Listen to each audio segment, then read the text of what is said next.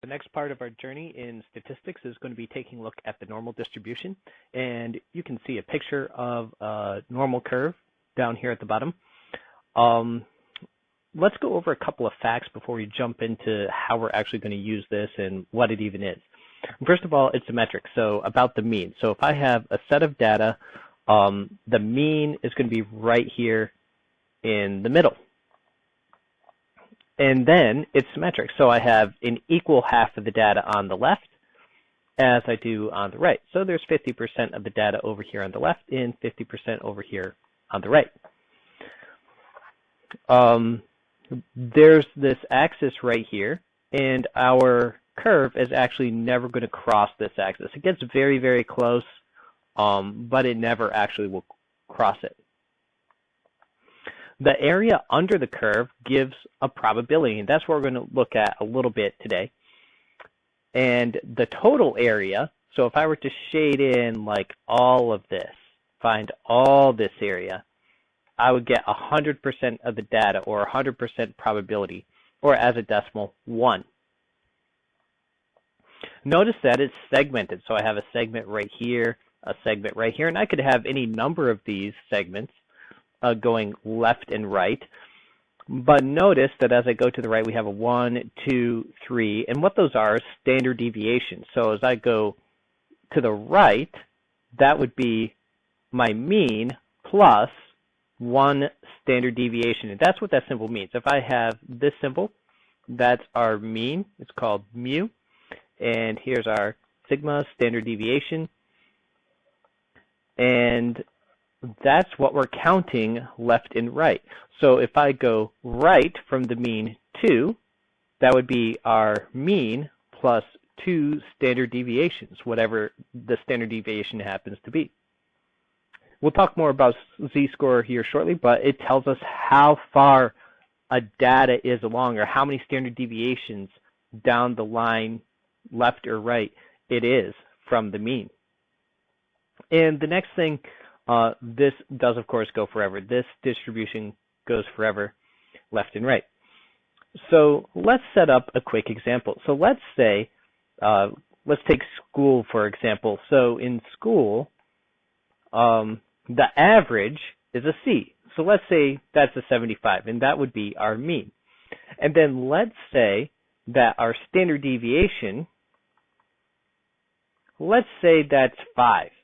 So if C is the mean, then in the middle here, I would go ahead and actually let me erase all that. So I have a 75 here. That would be my mean. So this is 75. And then I said my standard deviation is 5. So here would be an 80. And here would be an 85, 2 standard deviations. 3 standard deviations would be a 90. And over here to the left, 1 standard deviation would be a 70. 2 standard deviations would be a 65. And then 3 standard deviations would be a 60. And that's if our mean was a 75 and our standard deviation was a 5. So if I said that the students, or I wanted to talk about the probability that a student, that's what that P stands for, probability that a student has less than an 85, well then that would be all this area right here, all the way up to 85, which is 2 standard deviations from the mean. All right, so let's continue taking a look at this, and I'll have a shaded region right here. And notice that I have and that kind of got away from me right there, but notice 34%. So if I take a look at right here, from here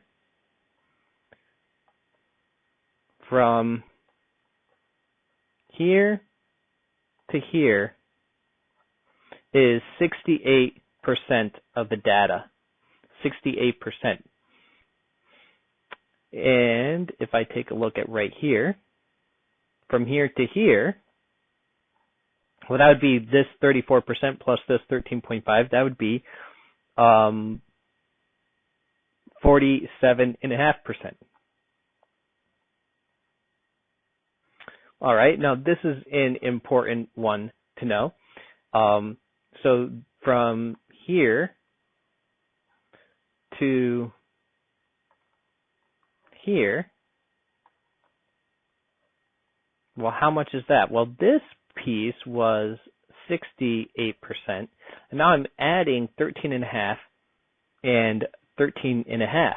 Well, this is going to give me 95% of the data from these two ends. So within 2 standard deviations is 95%. I know that looks like an 8. 95%. Okay, what if we went a little bit further? 3 standard deviations. Well, we're just adding this little sliver right here and this little sliver right here.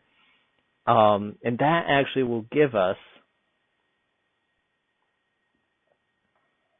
99.5% of the data, 99.5%. And then it just keeps on building, but a little bit less each time. So something that is important for us to remember is that rule that I kind of just alluded to right there. And that is, if I'm between -1 standard deviation and 1 standard deviation, then I'm at 68% of the data. And if I'm between -2 standard deviations and 2 standard deviations, see, there to here, that's 95% of the data, total data. And if I'm at -3 to +3 standard deviations, that's my 99.5% of the data. So from here to here. Okay, let's try answering a few questions and see if that helps us. So the adult height is normally distributed, and that's going to be a key phrase to see. So we know we're talking about this curve. Is normally distributed with a mean of 70 inches and standard deviation of 2. So let's go ahead and set this up. In the middle is going to be 70, because that's our mean.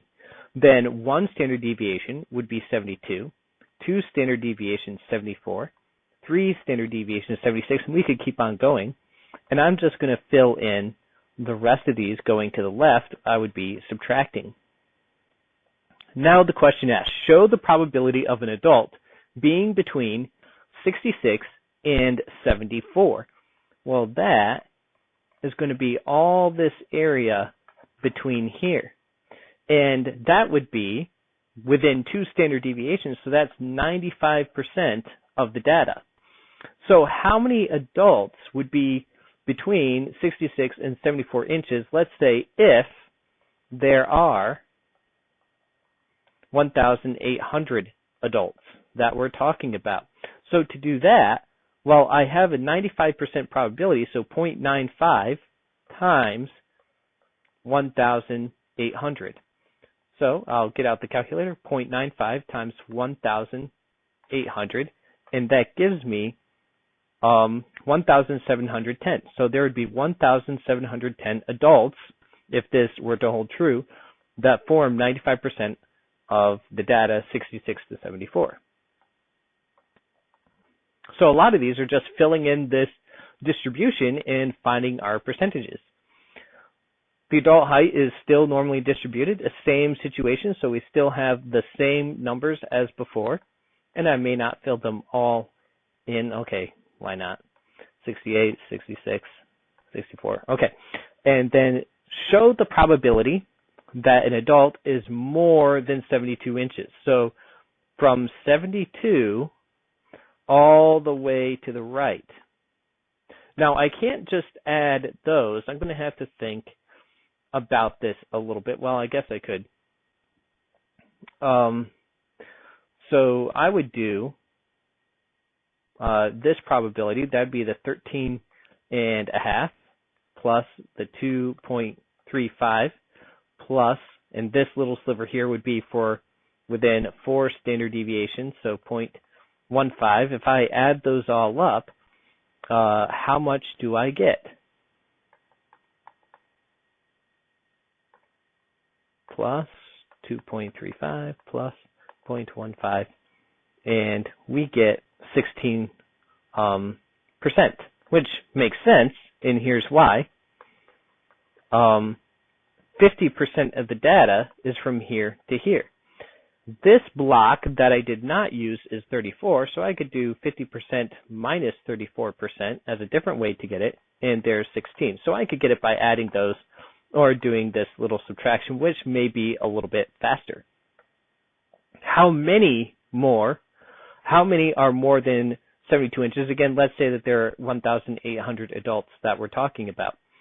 Well, our percent chance of getting someone who's a height 72 or higher is 16% chance, which is 0.16. So I'm going to do 0.16 times my 1,800, not 18,000, and I'm going to get 288.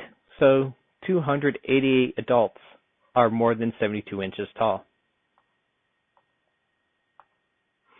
So in our next example, school math averages are 85 with a distribution or with a standard deviation of 3. So here's 85 in the middle. If our standard deviation is 3, the ones are 3, then 88 would be within one standard deviation, 91, and then 94. And then over to the right, 82, 79, and 76. The question asks, find a probability of a score that is less than 79. So 79 would be right here, and that area right there. Okay, so we could just do 0.15 plus 2.35 and get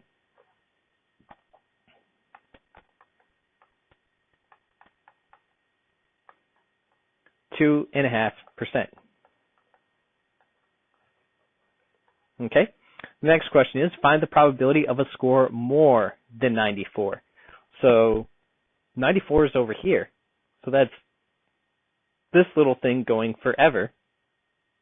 Well, that's 0.15%. If there are 800 students, how many average between 82 and 88? Well, 82 to 88 is this area right here, which is 68% of the data. So there's a 68% chance that that happens. So that would be 800 times 0.68.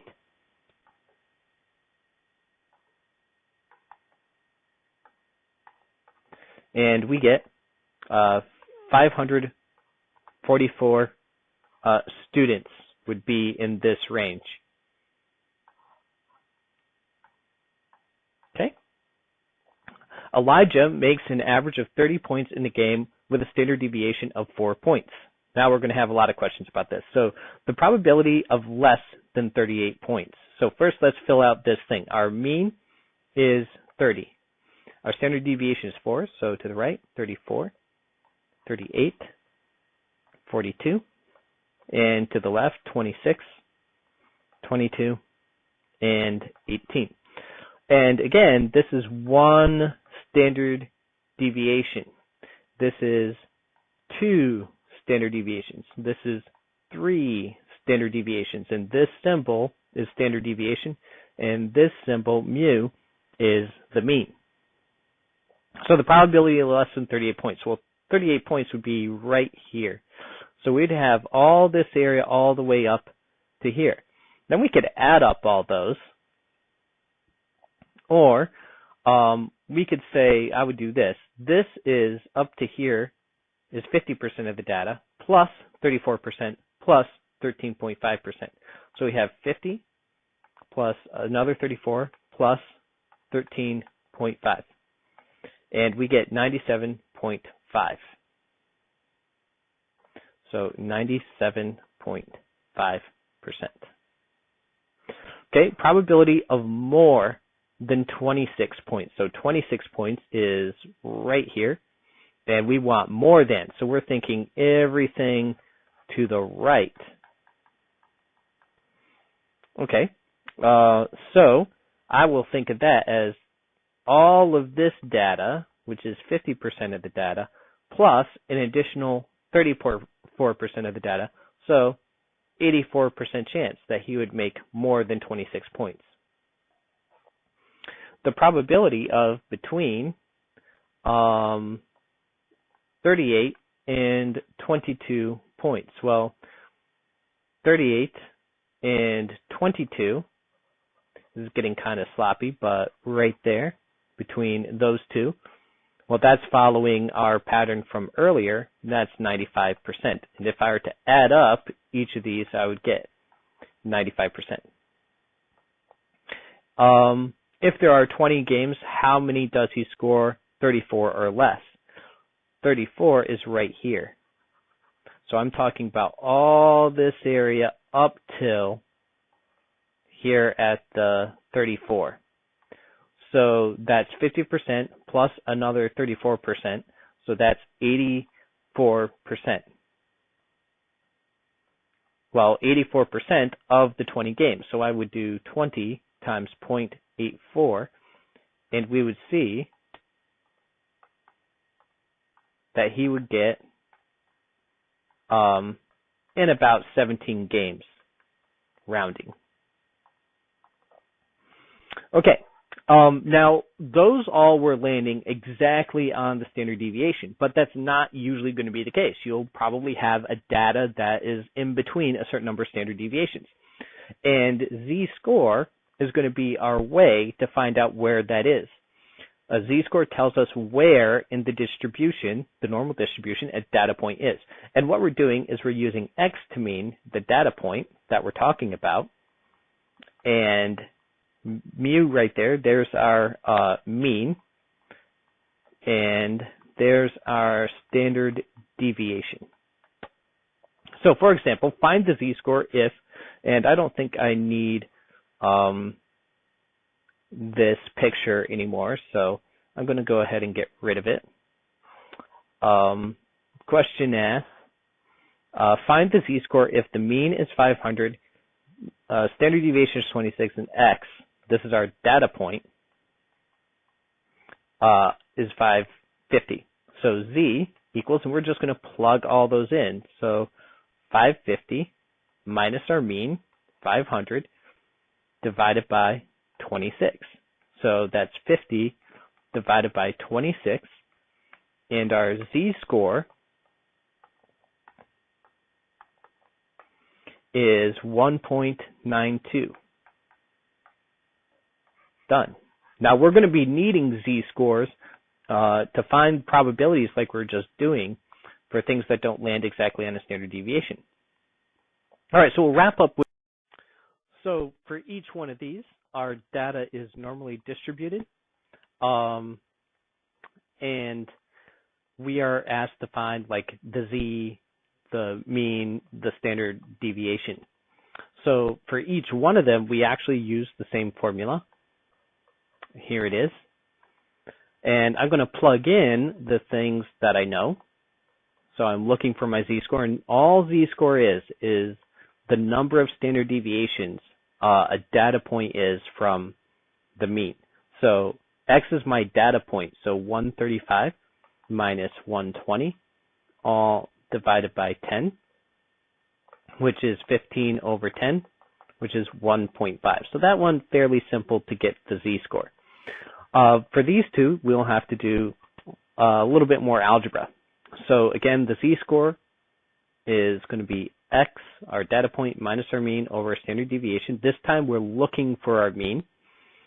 So we're going to say Z is 1.2 equals our data point is 25 minus our mean, that's what we're going to be solving for, all over 18, which is our standard deviation. So I'm going to multiply both sides by 18 to clear that out. So 1.2 times 18, and I get 21.6.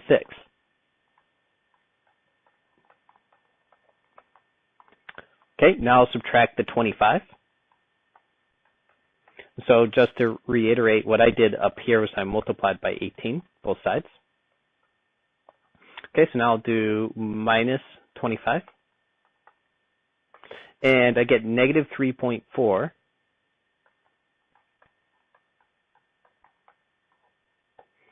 So that means our mean is going to be positive 3.4. Okay, this one. This time I'm looking for standard deviation. So same formula, I'll just plug everything in. Now notice z-score can be negative, so remember, here's our distribution.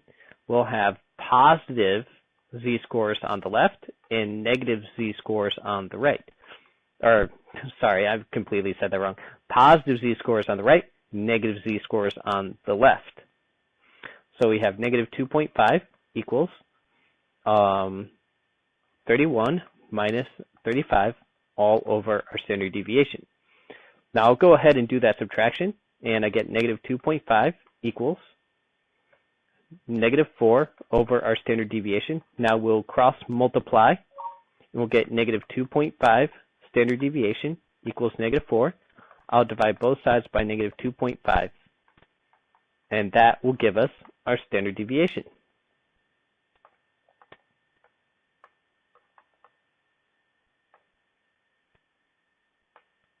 And get 1.6, so our standard deviation was 1.6. Okay, that wraps this lesson up.